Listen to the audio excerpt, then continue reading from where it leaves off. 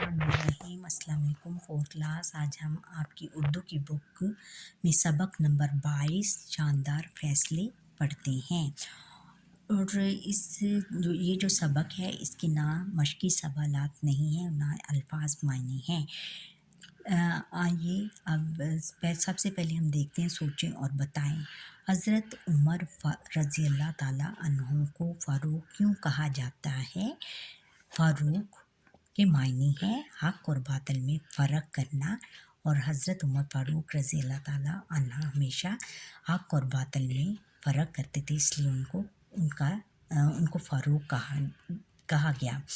अमीरुल मोमिनीन का लक़ब किसका लक़ब होता है? अमीरुल मोमिनीन मोमिनों के रहबर और रहनुमा को अमीरुल मोमिनीन कहा जाता है। और हज़रत उमर फ़ारूक रज़ी अल्लाह ताला अन्हु को सबसे पहले उनको ये लक़ब दिया गया। हज़रत उमर फ़ारूक, अब इसकी रीडिंग कर लेते हैं। हज़रत उमर फ़ारूक रज़ी अल्लाह ताला अन्हु मुसलमानों के दूसरे खलीफा थे। आप रज़ी अल्लाह ताला अन्हु दीन इस्लाम की मुकम्मल अतात और अतबा में पेश रहते। अतात का मतलब है फरमाबरदारी और अतबा उस पर चलने वाले को कहते हैं, और पेश आगे। आप रज़ी अल्लाह ताला अन्हु ने अपने दौरे खिलाफत, दौरे हुकूमत में अदल इंसाफ की लाजवाब मिसालें कायम की, बेमिसाल मिसालें कायम की। अदल के मामले में खलीफा वक्त होने के बावजूद, यानी अपने वक्त के खलीफा होने के बावजूद, आप रज़ी अल्लाह ताला अन्हु ने अपनी ज़ात को कभी कोई अहमियत ना देते।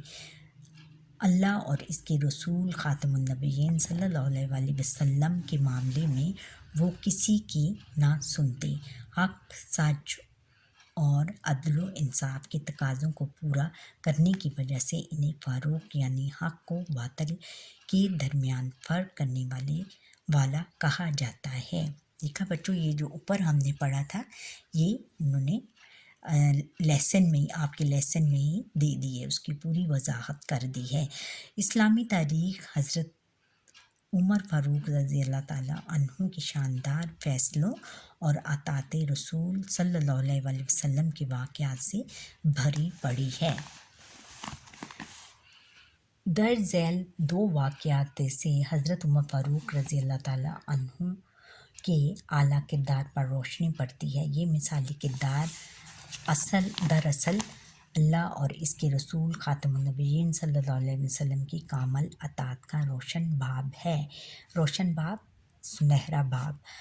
एक मर्तबा हज़रत उमर फ़ारूक रज़ी अल्लाह ताला अन्हु और हज़रत अबी बिन काब रज़ी अल्लाह ताला अन्हु के दरमियान किसी मामले पर इख्तलाफ हो गया। इस मसले के हल और फैसले के लिए दोनों असहाब रज़ी अल्लाह ताला अन्हुम अपना मामला हज़रत ज़ैद बिन साबित रज़ी अल्लाह ताला अन्हु के पास ले गए ताकि इनके मामले का फ़ैसला इंसाफ के सुनहरी असूलों के मुताबिक करें। जब दोनों असहाब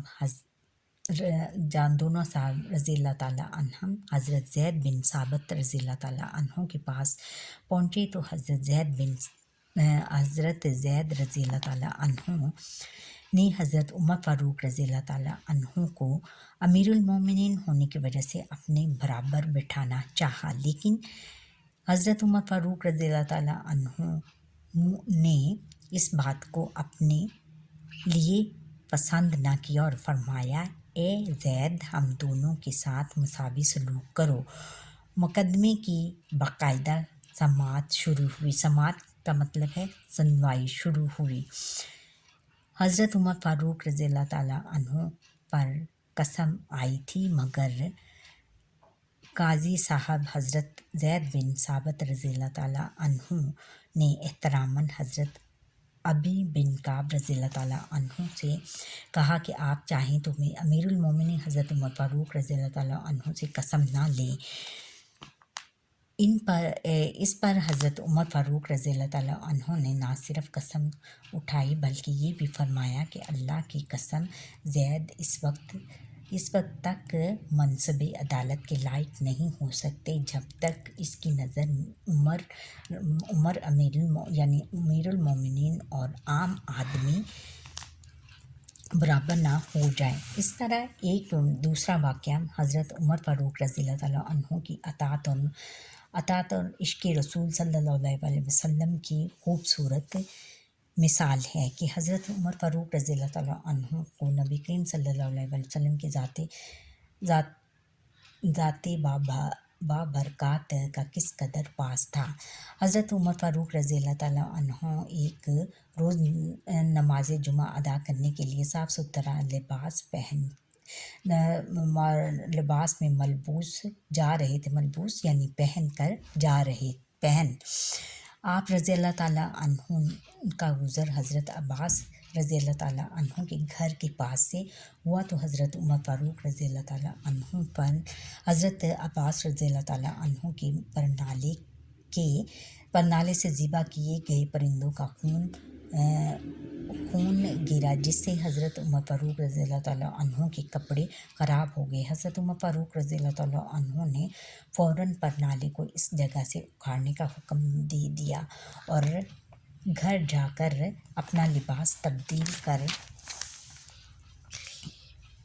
کے نماز جمعہ کی غرض سے مسجد میں تشریف لے گئے۔ جب نماز جمعہ ادا ہو گئی تو حضرت عباس رضی اللہ تعالیٰ عنہ نے حضرت عمر فاروق رضی اللہ تعالیٰ عنہ سے کہا کہ آپ رضی اللہ تعالیٰ عنہ نے جو پرنالہ اکھڑوایا ہے وہ نبی کریم صلی اللہ علیہ وسلم نے خود اپنے مبارک ہاتھوں سے لگایا تھا۔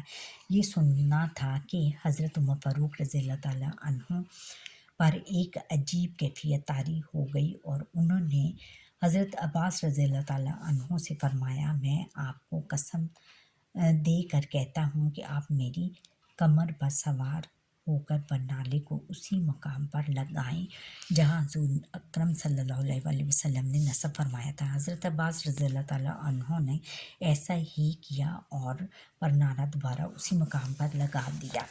دیکھا بچوں، اس سے حضرت عمر فاروق رضی اللہ تعالیٰ عنہ کے دور خلافت میں ان کے جو عدل و انصاف کے واقعات سے ظاہر ہوتا ہے کہ وہ عام آدمی اور تمام لوگوں کو اپنے دور حکومت میں برابر سمجھتے تھے۔ سمجھیں اور بتائیں، حضرت عمر فاروق رضی اللہ تعالیٰ عنہ کا اختلاف کن سے ہوا تھا؟ حضرت ابی بن کعب سے۔ حضرت عمر فاروق رضی اللہ تعالیٰ عنہ حضرت ابی بن کعب رضی اللہ تعالیٰ عنہ نے کن کو اپنا قاضی اور ثالث مقرر کیا؟ حضرت زید بن ثابت کو۔ حضرت زید بن ثابت رضی اللہ تعالیٰ عنہ نے حضرت عمر فاروق رضی اللہ تعالیٰ عنہ کو اپنے برابر کیوں بٹھانا چاہا؟ اس لیے کہ وہ اس وقت خلیفہ وقت تھے۔ حضرت عمر فاروق رضی اللہ تعالیٰ عنہ نے حضرت زید بن ثابت رضی اللہ تعالیٰ عنہ سے کیا فرمایا؟ حضرت عمر فاروق، اس کا یہاں سے ہے کہ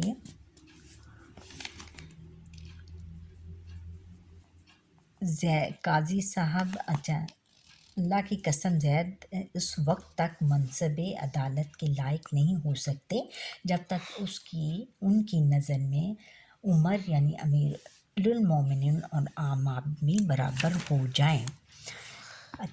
آگے یہ ہے کہ حضرت عمر فاروق رضی اللہ تعالیٰ عنہ کا گزر کن کے گھر کے پاس سے ہوا؟ حضرت عباس رضی اللہ تعالیٰ عنہ کے گھر کے پاس سے۔ حضرت پرنالے سے کس چیز کے گرنے کی وجہ سے حضرت عمر فاروق رضی اللہ تعالیٰ عنہ کے کپڑے خراب ہو گئے؟ پرندوں کے خون کے گرنے کی وجہ سے۔ آپ پر جب پرنالہ اتروایا گیا تو حضرت عباس رضی اللہ تعالیٰ عنہ نے حضرت عمر فاروق رضی اللہ تعالیٰ عنہ سے کیا کہا؟ انہوں نے یہ کہا کہ یہ پرنالہ حضور نبی اکرم صلی اللہ علیہ وسلم نے اپنے ہاتھوں سے لگایا تھا۔ حضرت عمر فاروق رضی اللہ تعالیٰ عنہ نے پرنالہ دوبارہ اسی مقام پر کیوں نصب کروایا؟ اس لیے کہ یہ حضور نبی اکرم صلی اللہ علیہ وسلم نے اپنے ہاتھوں سے لگایا تھا۔ اچھا بچوں، یہاں پر ہی آج کے ہمارے لیکچر کا وقت ختم ہوتا ہے. آپ مجھے لائک کریں، سبسکرائب کریں اور کومنٹ سیکشن پر کمنٹ کرنا مت بھولیے گا. اللہ حافظ.